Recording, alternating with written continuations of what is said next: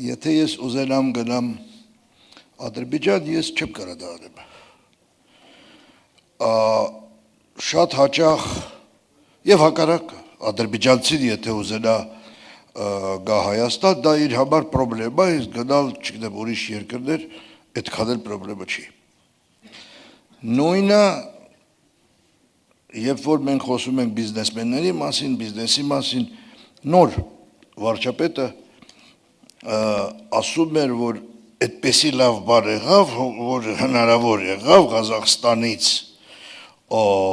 ծորենի մասին էր խոսքը, ուղարկել Հայաստան Ադրբեջանով եւ Վրաստանով։ Ինչու՞, որտեվ ռեգիոնը դեռ գոյություն չունի, որտեվ սահմանները փակ են, որտեվ դա ընդամենը վիզայի պրոբլեմա չի, դա եւ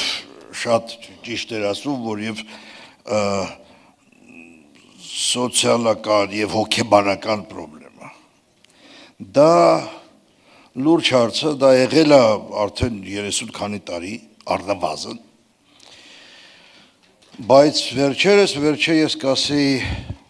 5-6 տարվա ընթացքում սիտուացիան սկսել է փոխվել։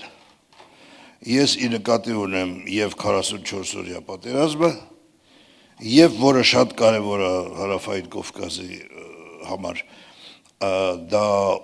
Ուկրաինայում ռուս-ուկրաինական պատերազմի սկիզբը եւ ռուս-ուկրաինական պատերազմը